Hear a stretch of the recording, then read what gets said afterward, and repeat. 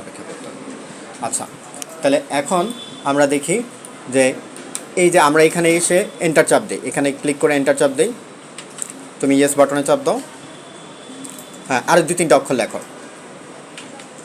হ্যাঁ, space space space দাও, আবার লেখো 2-3টা অক্ষর, এন্টার দাও। হ্যাঁ, আবার 2-3টা অক্ষর, স্পেস।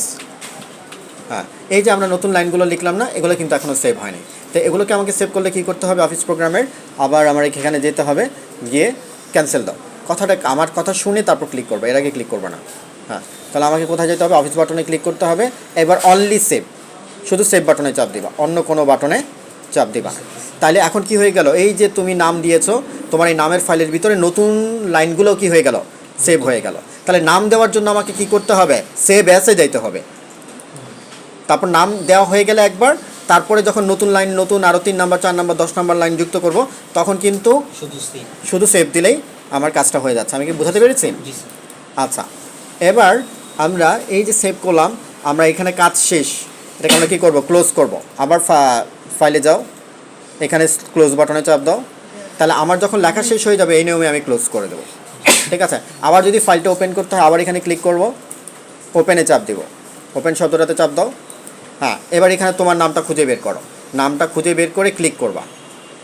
আচ্ছা, এই প্রোগ্রামটা হচ্ছে আমাদের ফটোশপ প্রোগ্রাম, আমাদের গ্রাফিক ডিজাইনিংয়ের মূল প্রোগ্রাম। ঠিক আছে, এই ফটোশপ প্রোগ্রামের মাধ্যমে আমি যে কোনো ছবি এডিটিং করা, হ্যাঁ, ছবিকে রিসাইজ করা, ছবির ব্যাকগ্রাউন্ড চেঞ্জ করা, ঠিক আছে, এছাড়াও লোগো ডিজাইন করা, ঠিক আছে, একাধিক ধরনের ডিজাইনের কাজ আমরা এই ফটোশপ প্রোগ্রামের মাধ্যমে করতে পারবো। তো এগুলো, এটা অনেক ভারী একটা প্রোগ্রাম, এটা আমাকে কী করতে হবে, যে চালু করার পরে একটু ধৈর্য সহকারে অপেক্ষা করতে হবে। আচ্ছা, এখানে দেখো ফাইল, এডিট, ইমেজ, এটাকে বলা হয় মেনু বার। ঠিক আছে, এরপরে বাম পাশে যে দেখতে পাচ্ছি, এগুলোকে বলা হয় টুল বার। মেনু বার, টুল বার, তারপরে এই পাশে হচ্ছে প্যালেটস, এই যে বক্সগুলো। তাহলে আমরা এই যে মেনু বার, তারপর টুল বার, এই প্যালেটসগুলো সম্বন্ধে আমরা ধারণা নেব আস্তে আস্তে। তোমার নামটা সিলেক্ট করেছো, এবার কি করো, ওপেনে চাপ দাও, ওপেন শব্দটাতে চাপ দাও। এই যে ফাইলটা আবার কি হয়ে গেল, খুলে গেল। তাহলে এইভাবে আমরা পুরনো ফাইল কীভাবে খুঁজে বের করতে পারি। আচ্ছা, নতুন পাতা খুঁজে বের করতে হলে আবারও ফাইলে ক্লিক, একবারে ফ্রেশ পাতা, NEW, তারপর এখানে ক্রিয়েট বাটনে চাপ দাও। এটা আবার তোমাকে নতুন ডকুমেন্ট তৈরি করার জন্য। আবার ফাইল বাটনে যাও, ক্লোজ। বুঝতে পেরেছ? হ্যাঁ, আবার এই পাতাটাও ক্লোজ করে দাও, ক্লোজ। আবার একবারে যখন কাজ শেষ হয়ে যাবে সম্পূর্ণ, হ্যাঁ, ক্লোজ বাটন। আবার স্টার্ট মেনু থেকে ওটা চালু করো, এইখানে দাগের মধ্যে এসো, এটাকে আস্তে আস্তে মাইক্রোসফট অফিসে নিয়ে যাও। তাহলে এই ফটোশপ প্রোগ্রামটা আমরা এটা কি বলছি, মেনু বার, টুল বার, প্যালেটস, এগুলো সবগুলো আমরা আয়ত্ত করার পর থেকে আমরা কি করতে পারবো, ভালোভাবে ডিজাইন করতে পারবো। আচ্ছা, মাইক্রোসফট অফিস, হ্যাঁ, ওই যে কাজগুলো দেখাইছি এগুলো আবার রিপিট করো। এখন আমরা চলে যাব ফাইলে, ফাইলে ক্লিক করব, NEW। আমরা যখনই একটা ডিজাইন করব, আমাদের কি করতে হবে, ডিজাইনিংয়ের পেজটা ডিজাইন করতে হবে। এটা একটু সামনে দাও, এই পাতাটা ওকে সামনে দাও। হ্যাঁ, দেখো এখানে যে এই যে পত্রিকায় যে ডিজাইনটা করছে, ঠিক আছে, আমরা দেখতে পাচ্ছি।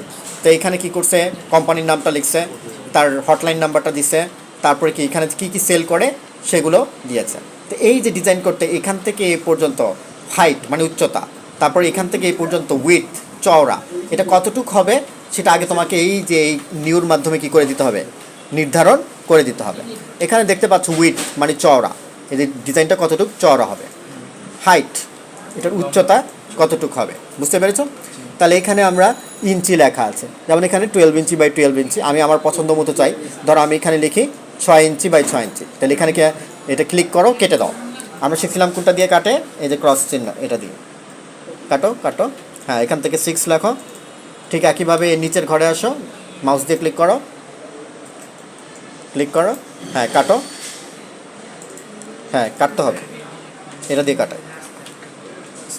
কত 1 আছে তো এখনও, 1টা কাটো। হ্যাঁ, তারপর 6 লেখো, তাহলে 6 ইঞ্চি বাই 6 ইঞ্চি। হ্যাঁ হ্যাঁ, 6 ইঞ্চি লিখতে বলেছি তো মাত্র। আচ্ছা, এই যে এটা লেখার পরে এখানে আমরা দেখতে পাচ্ছি কি রেজুলেশন, তাই না? এই রেজুলেশনটা আমরা কি করতে হবে, আমাদের ঠিক করতে হবে। রেজুলেশনটা কি? এই যে এখানে আমরা ডিজাইনিংয়ের মধ্যে দেখতে পাচ্ছি, ধরো এই যে এতটুকু একটা ছবি, কিন্তু প্রত্যেকটা আলাদা আলাদা ছবি। এই ছবিটার মধ্যে প্রতি ইঞ্চিতে কয়টা ডট থাকবে? যেমন এইখানে প্রায় 2 ইঞ্চি একটা ছবি, এই 2 ইঞ্চির মধ্যে প্রতি ইঞ্চিতে 150টা করে ডট থাকবে। এখানে লেখা আছে কত? 300 পিক্সেল পার ইঞ্চি। তার মানে কি প্রতি ইঞ্চিতে কয়টা ডট থাকবে? 300টা ডট থাকবে। ডট যত বেশি থাকবে ছবিটা কি হবে? তত নিখুঁত হবে, সুন্দর হবে, কোয়ালিটি ভালো থাকবে। এখন কথা বলছে তাহলে 300 কেন? আমি একেবারে 3000 দিয়ে দেবো, ছবি যেহেতু নিখুঁত থাকবে। কিন্তু এত বেশি বাড়াই দিলে ছবির যে ইমেজ সাইজ এটা অনেক বড় হয়ে যাবে, তখন কি ছবিটা ইউজ করা কঠিন হয়ে যাবে। সেই জন্য এমন একটা রেজুলেশন বজায় রাখতে হবে যাতে ছবির কোয়ালিটিও ভালো থাকে এবং সাইজটাও কি হয়ে যায়, খুব বড় না হয়ে যায়। তো এটা হইতেছে কি সে রেজুলেশন। আমরা 150 থেকে 300 রাখলে এই ধরনের 6 ইঞ্চি বাই 6 ইঞ্চি বা 12 ইঞ্চি বাই 12 ইঞ্চি ছবির জন্য যথেষ্ট। তারপর আমরা দেখতে পাচ্ছি কালার মুড। আমাদের কালার মুডটা কি হবে? এই যেখানে লেখা আছে RGB। আর মানে রেড, জি দিয়ে গ্রিন, বি দিয়ে ব্লু। তার মানে তুমি এখানে এই ডিজাইনিংয়ের মধ্যে যত ধরনের কালার ব্যবহার করবা সবগুলো কি হবে? এই রেড, গ্রিন, ব্লু দিয়ে তৈরি হবে। এবং RGB কালারটা সাধারণত ডিজাইনটা যদি তুমি কি কোনো ফেসবুক বা কোনো ওয়েব পেজ, মানে কোনো ল্যাপটপ, কম্পিউটার, ট্যাবের জন্য ইউজ করো ডিজাইনটা, তখন শুধু RGB দিয়ে করবা। RGB নিচে ক্লিক করো। কিন্তু CMYK ডিজাইন কখন দিতে হবে? যখন ডিজাইনটা কি করবা, এই যে এরকম কাগজে প্রিন্ট করবা, তখন RGB দিলে হবে না। তখন তোমাকে কি ডিজাইন করতে হবে? CMYK ক্লিক করো, তখন তোমাকে CMYK রাখতে হবে। আচ্ছা, আমরা এখন RGBতে ক্লিক করি, আবার ফোটাতে যাই, ক্লিক করি, RGBতে ক্লিক করি। আচ্ছা, আসতেছি। এবার আমরা ব্যাকগ্রাউন্ড কন্টেন্ট দেখতে পাচ্ছি হোয়াইট। মানে আমাদের যেমন ধরো এই যে ডিজাইনটা, যেমন এই পেজের ডিজাইনের মূল ব্যাকগ্রাউন্ড পিছনের কালারটা আমরা দেখতে পাচ্ছি হালকা গ্রে কালার। এই ডিজাইনিংয়ের ব্যাকগ্রাউন্ড কালার কি হবে সেটা তোমাকে এখান থেকে নির্ধারণ করতে হবে। যেমন এখানে ব্যাকগ্রাউন্ড কালার আপাতত কী দেওয়া আছে? হোয়াইট। ক্লিক করো। আর ব্যাকগ্রাউন্ড কালার যদি সিলেক্ট করে দাও তাহলে লাল, নীল, সবুজ যেটা তুমি চাও ব্যাকগ্রাউন্ড কালার দিতে পারবে। আর ট্রান্সপারেন্ট মানে কি? ট্রান্সপারেন্ট মানে ওই যে গ্লাসের মতো, দেখছো গ্লাসের উপরে একটা ডিজাইন লাগানো হয়েছে না, স্বচ্ছ, এপাশ ওপাশ দেখা যাচ্ছে। তো এই ধরনের ডিজাইনিংয়ের জন্য তোমাকে কি করতে হবে? ট্রান্সপারেন্ট সিলেক্ট করতে হবে। আচ্ছা, আমরা আপাতত হোয়াইট সিলেক্ট করি, ক্লিক করে দাও। হ্যাঁ, হোয়াইটে ক্লিক করে দিই। হ্যাঁ, তাহলে দেখো এইভাবে আমাকে কি করতে হবে? মেজারমেন্টটা সেট করতে হবে। এবার আমরা ওকে করে দিই। এভাবে মেজারমেন্ট সেট করে ওকে করে দেবো। অপেক্ষা করতে হবে। এখন কিন্তু যে আসতেছে না কেন, এরকম করলে কিন্তু কম্পিউটার আরও জ্যাম হয়ে যাবে। তোমাকে এটার জন্য অপেক্ষা করতে হবে। এভাবে আমরা ফাইলে গিয়ে নিউ পেজের কাজটা করবো। আচ্ছা, এটা আসুক, তুমি রিপিট করতে থাকো, বসে থাকার কোনো ইয়া নাই। কী বললাম? যদি পারলেও বারবার এটা করতে হবে। হ্যাঁ, তোমার কি কি সমস্যা বলো? মাউস ডিস্টার্ব করতেছে? ওই যে দূর থেকে টানা হয়েছে তো।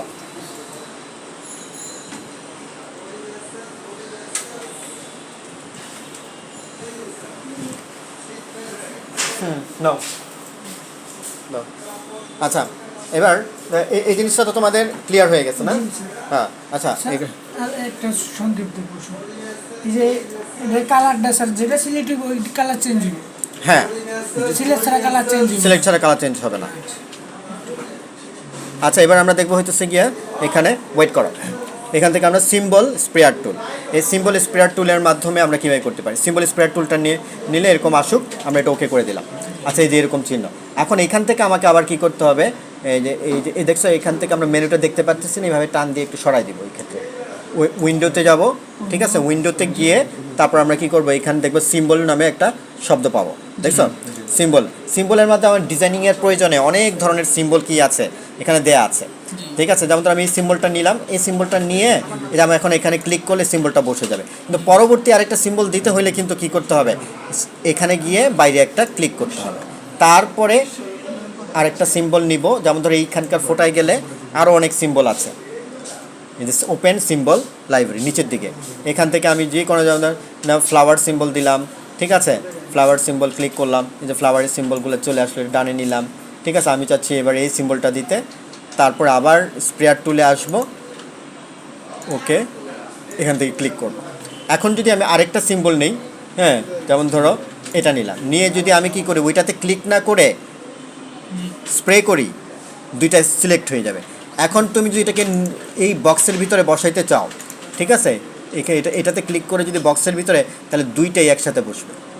আর দেখো এটা কিন্তু সিঙ্গেল বসবে, তার মানে তুমি দুইটাকে আলাদা আলাদা করতে পারবে না তখন। সেই জন্য তোমাকে প্রত্যেকটা সিম্বল স্প্রে করার সময় একটা স্প্রে করে এটাতে গিয়ে বাইরে একটা ক্লিক করতে হবে, তারপরে এটা সিলেক্ট করে সিম্বল স্প্রেয়ার নিয়ে আবার আরেকটা দিতে হবে। বোঝাতে পেরেছি? এটা হচ্ছে গিয়ে সিম্বল স্প্রেয়ারের কাজ। আচ্ছা, আমরা আবার কি করি, সবগুলোকে ডিলিট করি।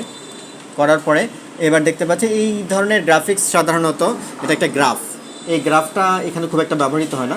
গ্রাফে ক্লিক করলাম, তারপর এখান থেকে অপেক্ষা করব। আচ্ছা,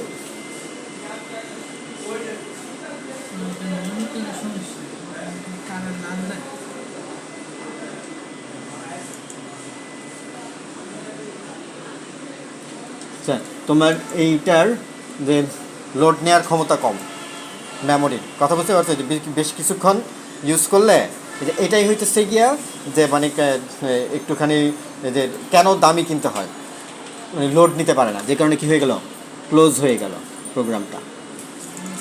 কিন্তু ইউজ করতে পারবা তোমাকে, কারণ আমি কি খুব তাড়াতাড়ি করতেছিলাম, স্লোলি করতে হবে, তাহলে কী করা যাবে সুন্দরভাবে। তুমি তো এখন প্রশিক্ষণ নিতেছো, তোমার এত দামি প্রয়োজন নয়, স্লোলি কাজ করবে, একটার পর আরেকটা ক্লিক করবে একটু সময় নিয়ে, তাহলে আর সমস্যা হবে।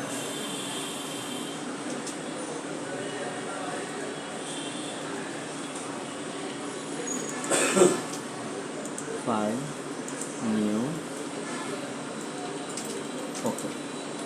আচ্ছা, তাহলে আমরা বলছিলাম এটার কথা, এখানে এটা ক্লিক করলাম, ঠিক আছে, আবার ডান দিয়ে একটু টান দিলাম, টান দিলে একটা গ্রাফের মতো হবে। এই যে এইখানে আমাকে কী করতে হবে, 5 লিখলাম না, লেখার পরে কী করতে হবে, এই যে রাইট অ্যারো দিতে হবে ডানে, তারপরে 10 ডানে, 15 ডানে, ডানে এসে আবার কী করতে হবে, নিচে আসতে হবে, নিচে এসে আবার ওই বামে বামে বামে যেতে হবে। এখানে 20 এখানে দিলাম,